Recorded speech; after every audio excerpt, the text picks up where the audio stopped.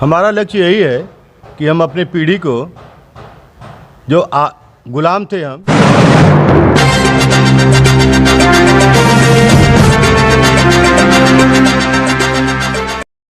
बरहज आसपास news channel से जुड़े सभी दर्शकों का आपके अपने चैनल पर एक बार फिर से स्वागत है। मैं वाहिद अंसारी और आप देख रहे हैं बरहज आसपास न्यूज़।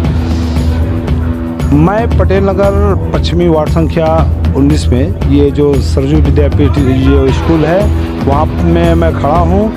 जैसा कि आज सुभाष चंद्र बोस की जयंती समारोह है, हम इस स्कूल पे आए हुए हैं। अंदर जो भी अतिथिगण हैं हम इस समारोह के बारे में उनसे जानने की कोशिश करेंगे और जो भी इस स्कूल के अंदर जो भी बच्चों का कार्यक्रम हो रहा है हम इस चैनल के जरिए आपको दिखाने की कोशिश करेंगे।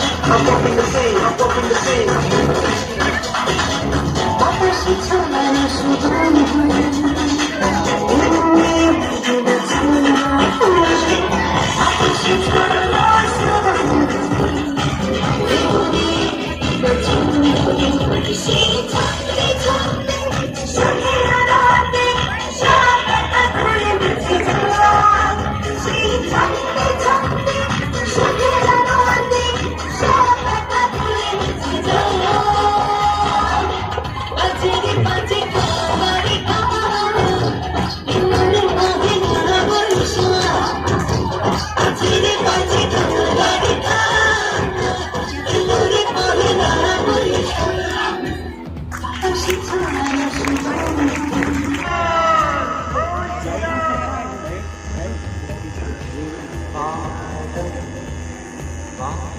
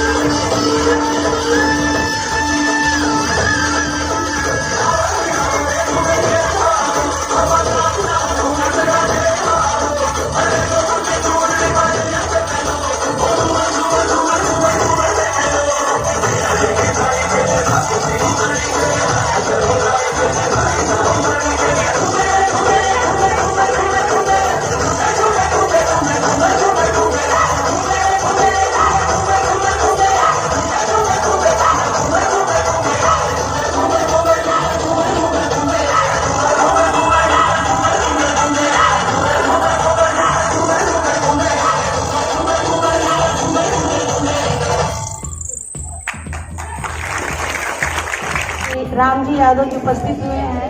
हम चाहते हैं कि आप सभी लोग उनका जोरदार तालियों के साथ स्वागत करें। इसके बाद हम चाहेंगे नन्ना मुन्ना राही है डांस के लिए, शुभम और उमर आ जाइए। उसके बाद 52 गज का दामन के लिए अंजलि और नैना तैयार रहेंगी।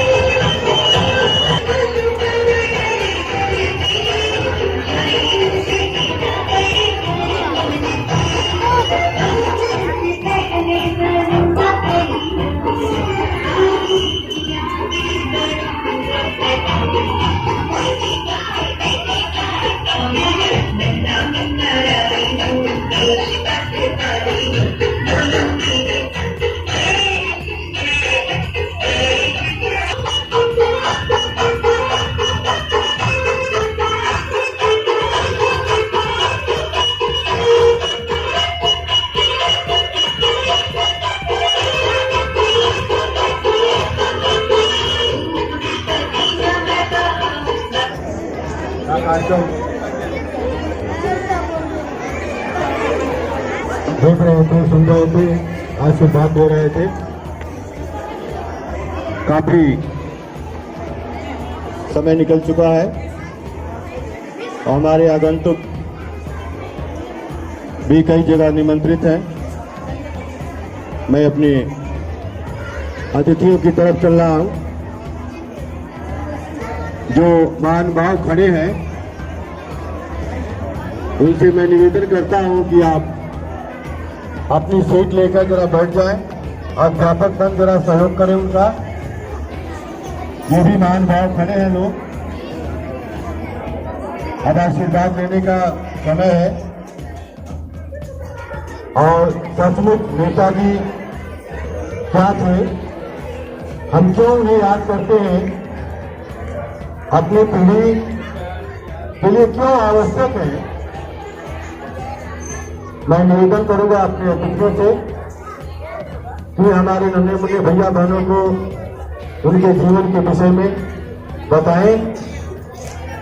हमारी भावी पीढ़ी है ये बच्चे, आज नहीं तो कल इन्हीं के कंधों पर पूरे देश का भार आने वाला है। माताएं बहनें जिन्होंने अपने बच्चों को यहाँ भेजा, तैयार कराया, मैं उनको साधुवाद देता हूं। आपके बच्चे हमारे अतिथियों के आशीर्वाद से आज नहीं तो कल वे भी नेताजी की भूमिका अदा करेंगे। जिन्होंने आजादी के लिए अपना सर्वस्व लुटा दिया था, हमारे बीच में 100 रुपए का पुरस्कार दिया खुश होकर, और ब्रजेश शर्मा ने 100 रुपए का पुरस्कार दिया है। विद्यालय परिवार आप सबका हार्दिक अभिनंदन वंदन ज्ञापित करता है। हमारे बड़े भ्राता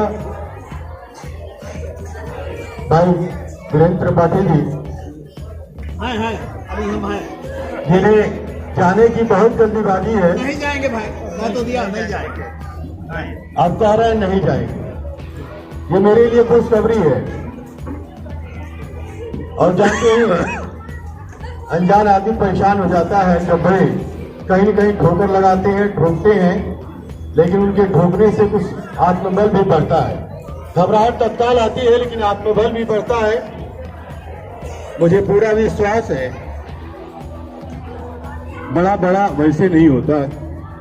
बड़ा के पास बड़ा धैर्य होता है, ज्ञान होता है और सम्मान का स्टोर होता है।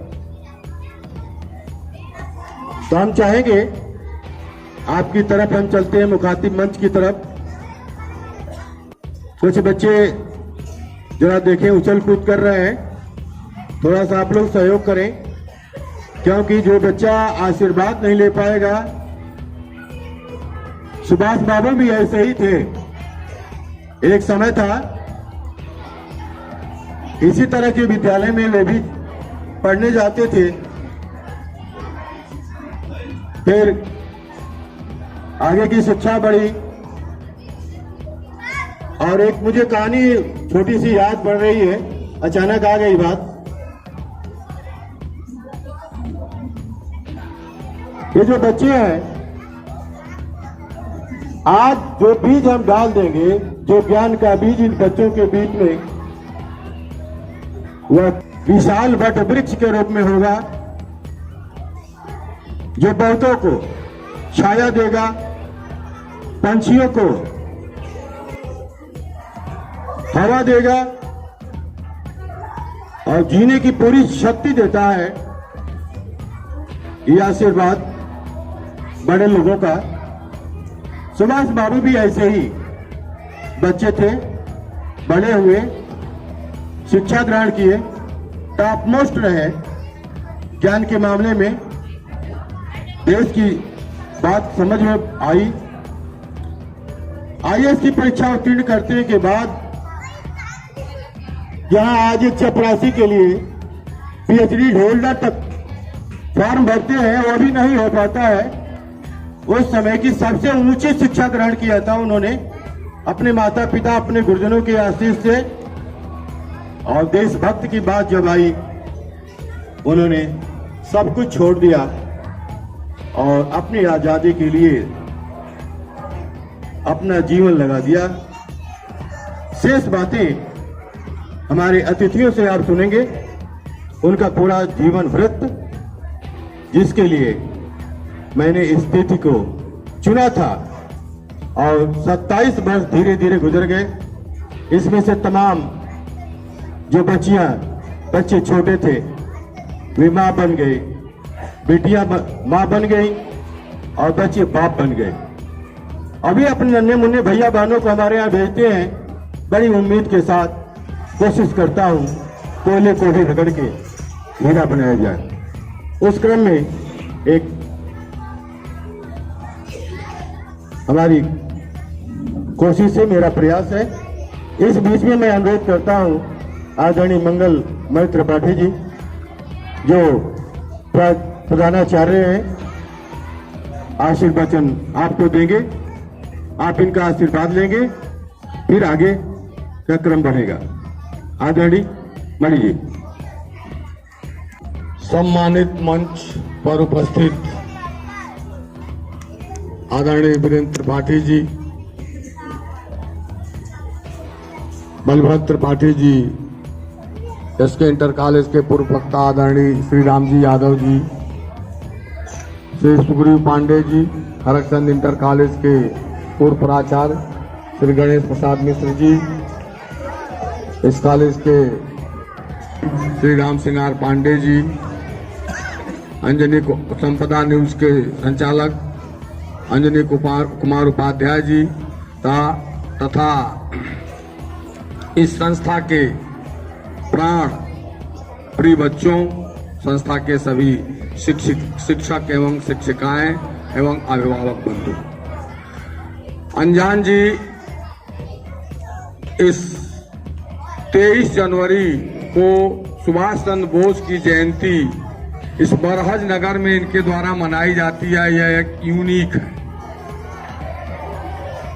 मैं विगत 20 वर्षों से इस संस्था में इस अवसर पर अपना सौभाग्य समझता हूं कि नेताजी सुभाष चंद्र बोस की जयंती में हमें 2 शब्द बोलने का मौका मिलता है। 19वीं शताब्दी के उत्तरार्ध में अंतिम दशक पूरब में कटक में जानकी नाथ बोस और मां प्रभावती के गर्भ से सुभाष चंद्र बोस, उत्तर में शाहजहांपुर में पंडित राम प्रसाद बिस्मिल और दक्षिण में बच्चों, ये अवसर है, इस पर अपने बड़ों का और अपने देशभक्तों, स्वतंत्रता संग्राम सेनानियों को सुनने का मौका मिलता है। आदरणीय रमेश तिवारी जी अनजान नकल करने में बहुत माहिर है। मैं देखा लड़के तो बहुत अच्छा गा रहे थे, लेकिन सकते थे, इन्होंने केवल संगीत का नकल किया है। जेस्टर पोस्टर तो लड़कों का बहुत अच्छा है, इसमें कोई नहीं है, सारे गीत गा रहे थे। और मैं उन शिक्षिकाओं और शिक्षकों को बहुत बहुत धन्यवाद देता हूँ जिन्होंने ये तैयारी कराई है और आज क्या बहुत ही सराहनीय। सुभाष चंद्र बोस अपने आरंभिक जीवन से बहुत एकाग्र पुजारी नहीं हूँ, मुझे तो कृष्ण का वह स्वरूप मंजूर है जो उन्होंने महाभारत में दिखाया था। यानी उनके इस वाक्य से यह बात झलकती है कि निश्चित रूप से वो अत्यंत पराक्रमी और बड़े साहसी व्यक्ति। हमारा भारत अंग्रेजों की पराधीनता में था। अंग्रेज यहाँ अध्यापक थे। ओटन नाम का एक प्रोफेसर था जो हमें भारतीयों को कुत्ता कहता था, और ये बात उनके कक्षा में, जब वो कक्षा 10 में पढ़ रहे थे तो बड़ी नागवार गुजरी। तो सुभाष चंद्र बोस ने अब कुछ बच्चों को इकट्ठा किया, इकट्ठा करके गोल बनाए और गोल बना करके उस ओटन की खूब पिटाई भी की है, जिससे वो स्कूल से निकाल भी दिए गए। ऐसे सुभाष चंद्र बोस के जीवन पर हम हर साल मनाते हैं, इनकी जयंती मनाते हैं, लेकिन उनसे सीखते क्या है? अगर 20 बरस से सुभाष चंद्र बोस की जयंती में हम ही शरीक होते हैं और हर साल उनके एक एक चीज को हम अपने जीवन में उतार लें, तो निश्चित रूप से यह जीवन धन्य हो जाएगा। सुभाष चंद्र बोस देश सेवा, समाज सेवा, हर काम में अग्रणी थे। बंगाल में एक बार अकाल पड़ गया और चेचक की महामारी आ गई। बंगाल में दुर्गा जी की पूजा बड़े विधान के साथ मनाई जाती है। उनके पिताजी उनको पत्र लिखे कि तुमको दुर्गा पूजा में आना जरूरी है, लेकिन उसी समय कहीं अकाल पड़ा हुआ था।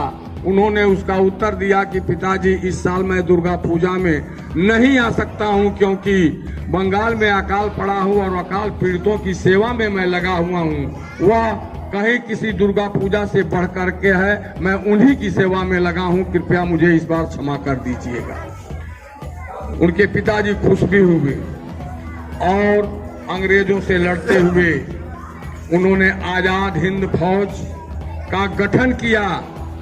आजाद हिंद फौज का गठन करके बर्मा से चलते हुए कुछ क्षेत्र जीत भी लिए, लेकिन दुर्भाग्य रहा कि उसी समय जापान पर बम्बार्डमेंट हो गया और पीछे जो इनको सहायता मिल रही थी उसकी सेना पीछे हट गई। फिर उसके बाद से एक दुर्घटना में मारे गए। आज उनके जीवन से आप लोगों को सीख लेने की आवश्यकता है कि ऐसे व्यक्तित्व, ऐसे महान देशभक्त हमारे इस भारत भूमि पर पैदा होकर के हमको पराधीनता से मुक्त कराए। आज मैं पूरे विद्यालय परिवार को बहुत बहुत बधाई देता हूं, इसलिए कि बहुत अच्छी तैयारी हुई है और ऐसी तैयारी का अवसर हमें सबको देखने को मिले। ये बच्चों को बहुत बहुत धन्यवाद।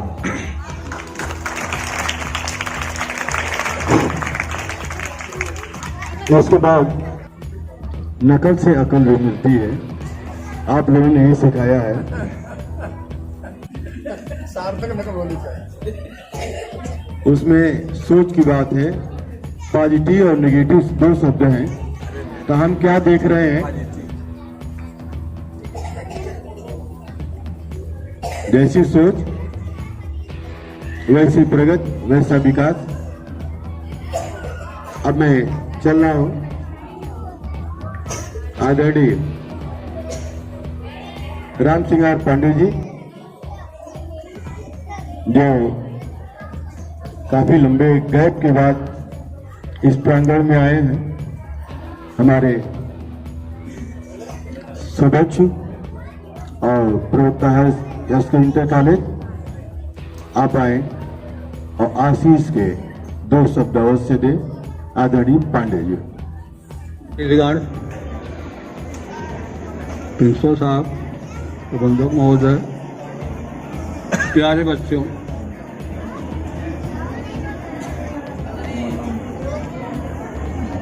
ये हम लोग सुभाष बाबू की जयंती मना रहे हैं। नींव 1957 में पढ़ चुकी थी। आप लोग कविता पढ़ते होंगे।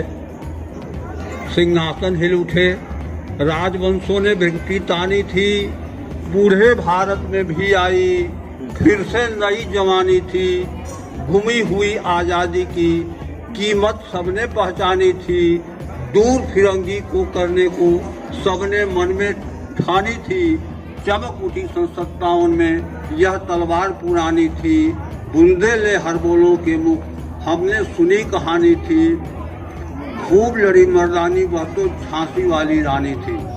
वो झांसी वाली रानी जब सब कुछ अपना त्याग कर ली तो अपने गुरु से पूछी, गुरु जी आप तो कहा करते थे त्याग करो, बलिदान करो, संग्राम करो, आज़ादी मिल जाएगी।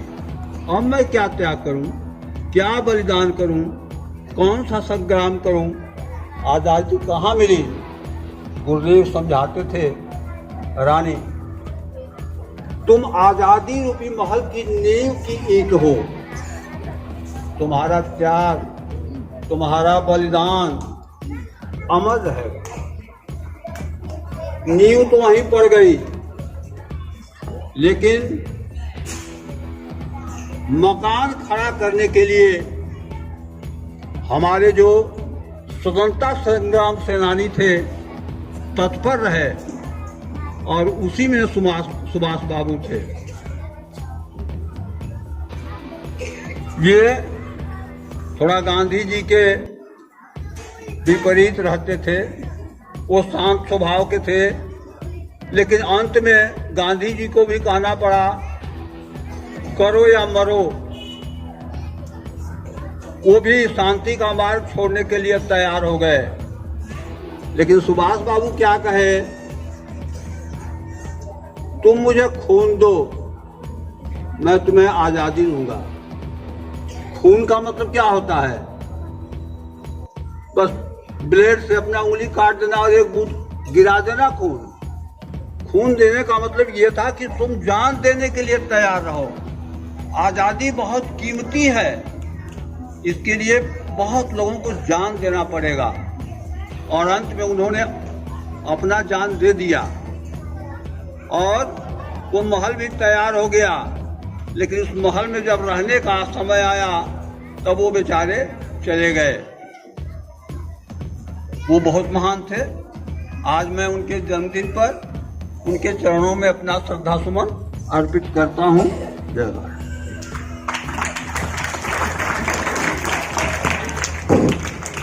हमारे पास होगा कि आप भी 2 शब्द अपना दें, फिर मैं आप आगे बढ़ूं।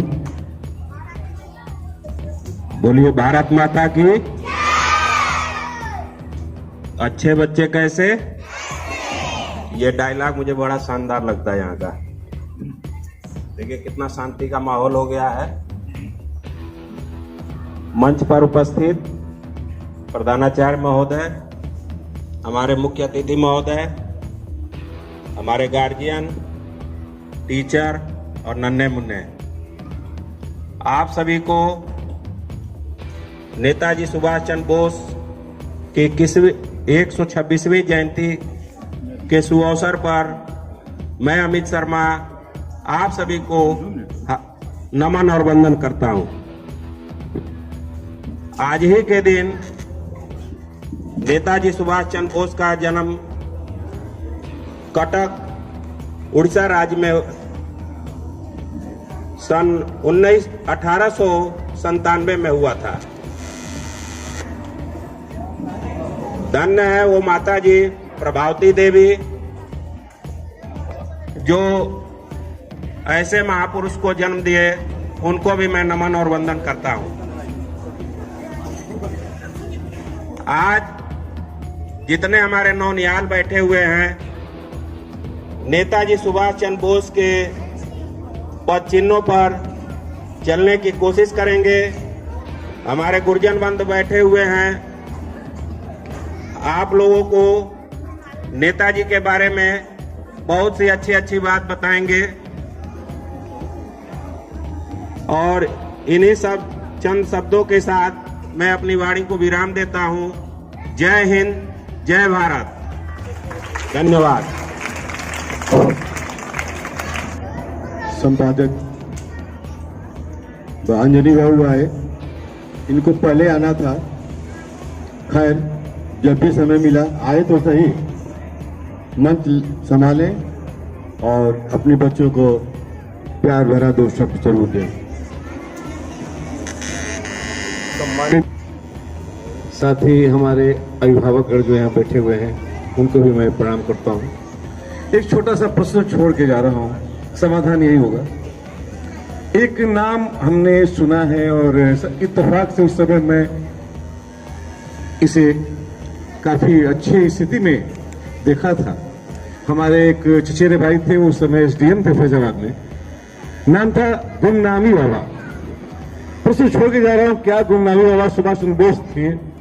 और मैं जानता हूं समाधान यहां हो जाएगा, क्योंकि हमारे बीच एक ऐसे व्यक्तित्व हैं जो एकदम क्लियर कट, दूध का दूध पानी का पानी अलग करते हैं, एकदम साफ। एक विवाद का विषय है और जहां तक हमने अखबारों में पढ़ा है कि मोदी जी ने भी कहा था कि यह घोषित किया जाएगा कि है कि नहीं, यह फैसला होगा। वैसे गुमनामी बाबा के पास वो तमाम डॉक्यूमेंट्स मिले जो सुभाष चंद्र बोस जी के पास थे, पत्र और इसके अलावा उनके व्यक्तिगत प्रयोग की वस्तुएं, तमाम चीजें मिली जो अभी भी हैं। अगर आप चाहें उसे देखना तो अशोक टंडन या आलोक टंडन नाम के एक एडवोकेट हैं, फेसबुक पर अकाउंट है, उसमें सब डाले हुए हैं और कोर्ट में भी है। तो हम निवेदन करेंगे कि हमारे बीच गुरुदेव, मैं नाम भी बता दे रहा हूं, श्रद्धेय हमारे अभिभावक मैं मानता हूं श्री वीरेंद्र त्रिपाठी जी, वो इसका फैसला कर देंगे कि वो सुभाष चंद्र बोस जी थे कि नहीं, क्योंकि वह मरे कि नहीं ये तो एक विवाद का विषय है। लेकिन एक व्यक्ति ऐसा था जिसके सारे रिकॉर्ड्स कोर्ट में भी जाने के बाद ओपन नहीं किए गए, आखिर क्यों?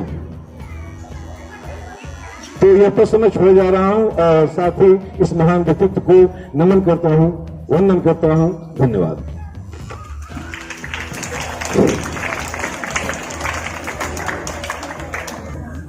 मैं निवेदन करूंगा आदरणीय रामजी यादव जी, पूर्व प्रवक्ता हर्षचंद एसके इंटर कॉलेज, जो गणितीय संबोधन करते हैं, गणित विषय के प्रवक्ता रहे। आप माइक संभालें, आशीष दें। आदरणीय यादव जी। माननीय इस आयोजन की अध्यक्षता कर रहे अध्यक्ष महोदय, मुख्य अतिथि, विशिष्ट अतिथि और तमाम राजनीतिक सामाजिक विशेषज्ञ के रूप में वरिष्ठ पंचायतगण, हमारे पांडे जी, हरिचंद्र कॉलेज के पूर्व प्राचार्य मिश्रा जी और माननीय त्रिपाठी जी, बलभद्र जी और हमारे स्कूल के प्रतिष्ठित प्राचार्य आचार्य सुग्रीव पांडे जी और इस संस्था के संचालक प्रबंधक माननीय श्री तिवारी जी, जो अनजाने व्यक्तित्व के रूप में याद किए जाते हैं। मैं यह देखता हूं कि बहरहाल एक राजनीतिक दृष्टि से बहुत ही उभरा जगह है और इस छोटे से शहर में तमाम तरह के आयोजन हमारे स्वतंत्रता संग्राम सेनानियों, सामाजिक उत्कृष्ट व्यक्तियों और तमाम महात्माओं या धार्मिक व्यक्तित्व के बारे में सभाएं आयोजन हुआ करते हैं। इधर हमारे तजर्बे में ये आया है कि 2 तरह के आयोजन, एक राम प्रसाद बिस्मिल का शहीदी दिवस परमहंसाश्रम बरहज में, और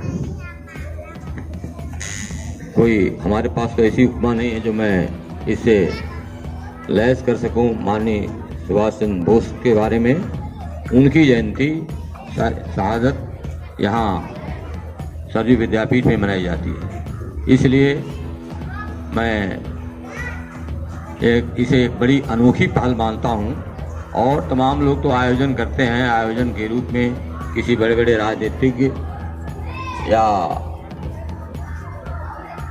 पूंजीपतियों को बुला करके अपने संस्था के बारे में कुछ अनुदान स्वरूप, उपहार स्वरूप कुछ सुविधाएं या मौद्रिक रूप से कुछ लाभान्वित होना चाहते हैं।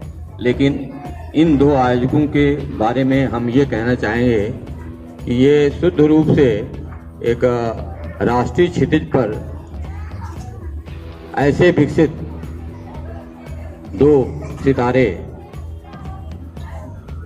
जिसमें से एक माननीय सुभाष चंद्र बोस में राष्ट्रीयता, देश प्रेम के साथ साथ आईक्यू भी संतृप्त अवस्था में उच्च स्तर पर इंटेलिजेंसिया भी कूट कूट कर भरी थी।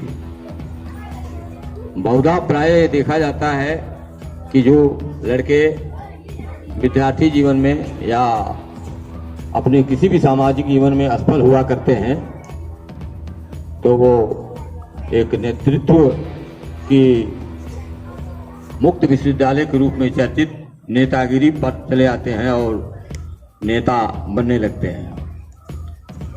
यह पद ऐसा है कि इसके लिए न तो कोई स्क्रीनिंग टेस्ट होता है और न कोई मानदंड या मापदंड स्थापित किए गए हैं।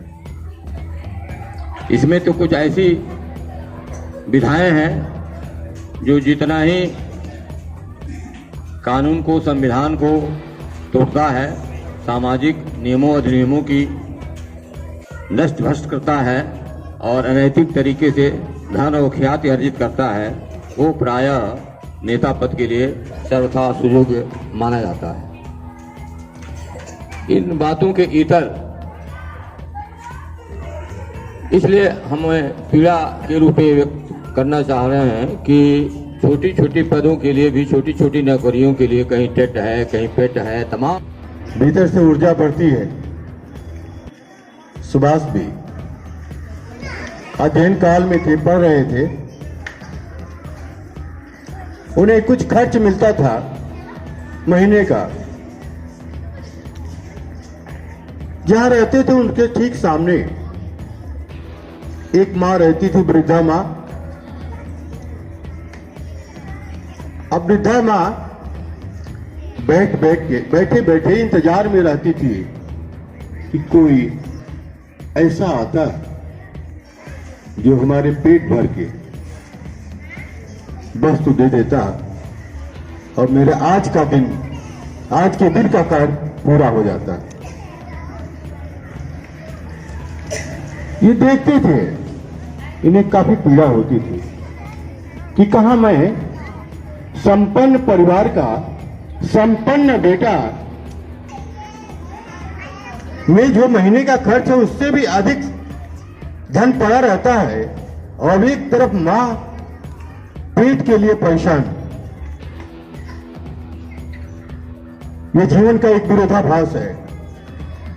एक तरफ रोटी नहीं मिलती और एक तरफ चरम सीमा पर संपन्नता। दोनों तरफ दो धार हैं एक नदी के, जीवन नदी के। सुभाष मां को देखते थे, व्यथित हो जाते थे, लेकिन बिना बताए अपनी सुमा को दिया करते थे। यह अध्ययन काल की बात है, यह बाल्यकाल शिक्षण काल की बात है, शिक्षा अध्ययन की बात है। वह जो है उनका सिद्धांत था, जो डर गया सो मर गया। अभी आपने सुना था 16 साल की उम्र में चाटा और शिक्षक ने अपमान किया, उनका नहीं बल्कि उनके देशवासी का अपमान किया था, इसलिए चाटे की भी जरूरत पड़ गई। इसलिए डरे नहीं, जो डर गया सो, उन्होंने वहीं कोट कर दिया था वो लाइन। और तुम भी जानते हो इस बात को। अक्सर मैं इस बात की चर्चा करता हूं तुमसे कि बेटा कभी डरना नहीं चाहिए। विनम्रता का मतलब डरना नहीं होता है। विद्या का मतलब होता है विद्या ददाति विनयम, अभिनयात यात पात्रत्वम, पात्रत्वात् धनम आपनोति, धनात् धर्म तथा सुखम। ये विद्या का मतलब है, शिक्षा का मतलब होता है। लेकिन आज की जो शिक्षा है, हर अभिभावक चाहता है विद्या ददाति धनम। मैं वो पढ़ा हूं कि मेरा बेटा नोट छापने की नसीब हो जाए। ये सुभाष है, बचपन से ही दानशीलता कूट के, वीरता कूट के, ज्ञान कूट के भरा हुआ है। तब हम सुभाष की याद करें। आदरणीय मिश्रा जी से, जो हमारे मुख्य अतिथि हैं, कि आप आशीष के 2 शब्द दें। और ये बच्चे परेशान तो जरूर हैं, लेकिन आपको सुनने को आतुर भी है। मंचस्थ विद्वज्जन, प्रधानाचार्य जी, गुरुजन, प्यारे बच्चों, जो आपने प्रदर्शन किया अपने आचरण से, हाव भाव से, वह प्रशंसनीय। समय बहुत बीत चुका है। सुभाष चंद्र बोस से,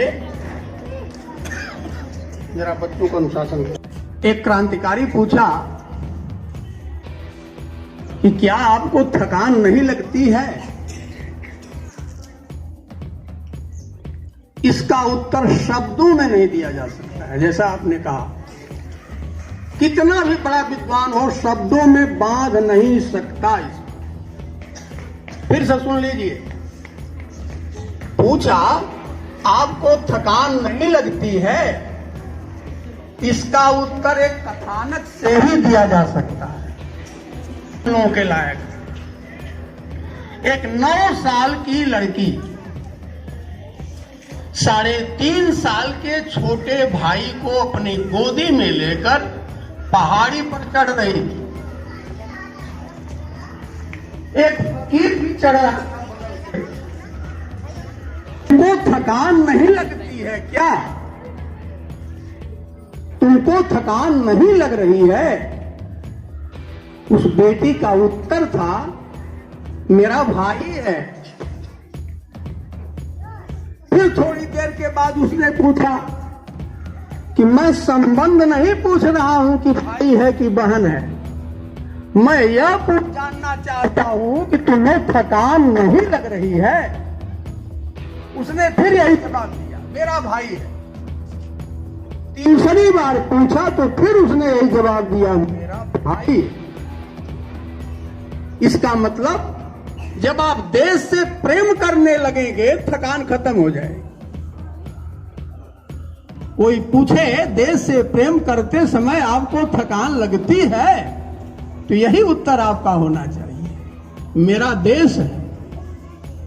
पढ़ते समय कोई पूछ दे, तुम्हें थकान नहीं लगती है? कह दीजिए, मेरा विषय है, मुझे ड्यूटी दी गई। 1941 में सिंगापुर में सुभाष चंद्र बोस जी अपने भारतीयों के बीच में भाषण दे रहे थे। उन्होंने कहा कि सेना तो मैंने खड़ी कर दिया, यह बतलाइए इनकी व्यवस्था कैसे होगी? हमारे पास पैसा नहीं है। तो उसमें एक रईस खड़ा हुआ, वो भी मुसलमान था। 1 करोड़ की संपत्ति उसकी थी। उस जमाने में 1 पैसे का बड़ा महत्व था। ये जो माला आप देख रहे हैं ना, बड़े पैसे से 1 पैसे में मिल जाता था। 1 करोड़ की संपत्ति दे दिया। सुभाष चंद्र बोस ने पूछा उससे, भाई तुम कैसे रहोगे, तुम क्या करोगे? तो उसने कहा कि मेरा एक बेटा है, वो आजाद हिंद फौज में भर्ती हो जाएगा। मेरी एक बेटी है लक्ष्मीबाई, एक रेजिमेंट में भर्ती हो जाएगी, और हमारी पत्नी भी भर्ती हो जाएगी, और मैं भी इसी में भर्ती होकर के सेवा करूंगा आजीवन। उसी में ये मदनपुर के पास सेमरा खुर्द एक गांव है, वहां एक 6.5 फुट के लंबे जवान थे, मर गए वो। आज से 15 साल पहले मैं वहां गया था। 96 वर्ष के थे वो, छोटे नेताजी लोग कहते थे उनको। वह भी उसी में बैठे थे। तो सुभाष चंद्र बोस ने जनता जनार्दन से कहा, अपने लोगों से, कि मान लीजिए हम पैसा उतना मुहैया न कर पावे आप लोगों को, आप लोग कब तक हमारा साथ देंगे? यही नेता, छोटे नेताजी जो थे, विश्वकर्मा परिवार में पैदा हुए थे। एक ही लड़की उनके पास, अब मर गए होंगे। तो खड़े होकर कहे कि नेताजी, आपके लिए, देश के लिए हम खुले वातावरण में सोएंगे, घास खाएंगे, आपसे तनख्वाह हम लोग नहीं लेंगे। तो आगे बढ़कर उनकी पीठ थपथपाए थे। तो ऐसे सुभाष चंद्र बोस के बारे में शब्द नहीं है। अगर कोई भाषण दे करके यह समझे कि मैं पूरा हो गया हूं, बहुत बढ़िया कर रहा हूं, वो बौना है। जैसा हमारे माननीय वीरेंद्र जी त्रिपाठी ने कहा, सुभाष चंद्र बोस का नाम आते ही सावधान हो जाना चाहिए हम लोगों को। पढ़ना 2 तरह का होता है, एक लिखी हुई चीज को पढ़ लेना, एक पढ़ना अंतःकरण को देखना, अंदर झांकना। जब उनको अंदर झांकेंगे, शब्द नहीं है, यहां न बोले शब्द जरा भी, बोले तो नैना बोले, ओठों पे मैना बोले, और प्राणों में सुगना बोले। अदम्य साहस। हमारे बच्चों, तुम लोग भी अपना काम इसी तरह से करो, अनुशासन में रहो, अपनी पढ़ाई ठीक से पढ़ो, और कोई लूज टाक करे तुमसे तो उसको रोक दो।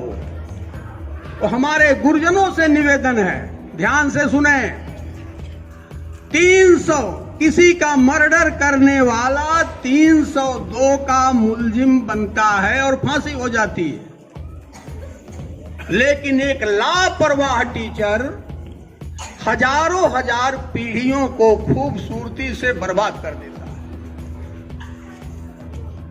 तो लापरवाह टीचर मत बनिएगा। पैसा पाना अलग चीज है, आप सृजन करता है, ठोक ठोक कर हमारे बच्चों का सृजन करिए। ये हमारे कर्णधार हैं, भविष्य की निधि हैं। लापरवाही के कारण इस होटलों में चले जाइए तो उसमें कितने लाल बहादुर शास्त्री, पंडित जवाहरलाल नेहरू, महात्मा गांधी जैसी विभूतियां दबाव में आकर प्लेट साफ कर रही हैं। कितने गांधी, लाल, जवाहर प्लेट धो रहे हैं। दबी कली से ये भंवरों का बोझ ढो रहे हैं। तो हम गुरुजनों से निवेदन करेंगे कि आप लोग पढ़ाते समय इनकी मनोवृत्ति पर जरूर ध्यान दें। बहुत से बच्चे ऐसे हैं जिनका गणित कमजोर है,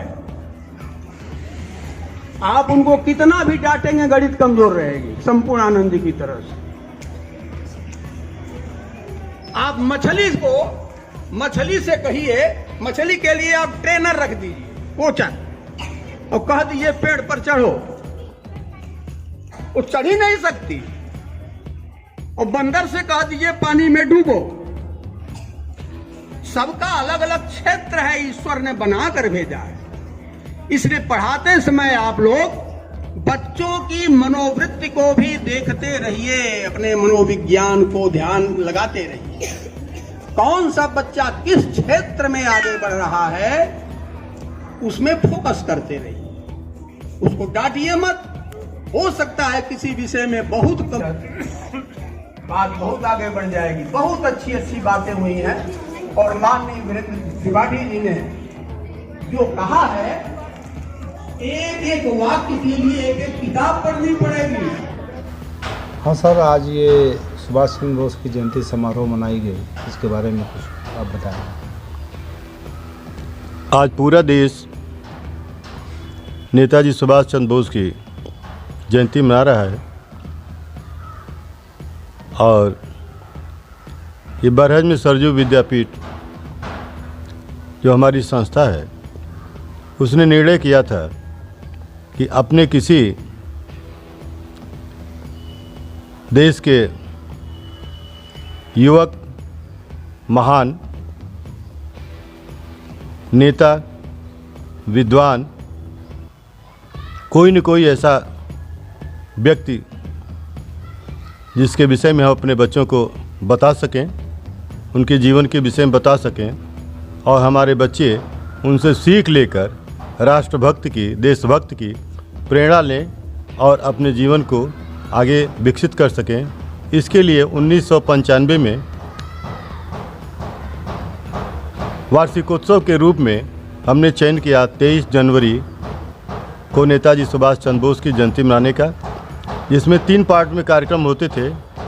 पहले दिन में विचार गोष्ठी होती थी, शाम को कवि सम्मेलन, फिर रात में सांस्कृतिक कार्यक्रम के रूप में 12 घंटे लगभग हम लोग बिजी रहा करते थे। कोविड ने थोड़ा सा डिस्टर्ब तो किया है, लेकिन इसकी कार्यक्रम की कभी जो है कमी नहीं आने पाई। तो सर आगे का क्या लक्ष्य है आपका, ये बताएं। हमारा लक्ष्य यही है कि हम अपनी पीढ़ी को, जो गुलाम थे, हम सांस नहीं ले पा रहे थे, जंजीर से जकड़ी हुई हमारे देश की स्थिति थी, बोलने की भी स्वतंत्रता नहीं थी। उस समय हमारे देश के प्रेमियों ने, अमर सपूतों ने अपना जो है देश को आज़ाद कराने के लिए अपना तन मन धन लगाया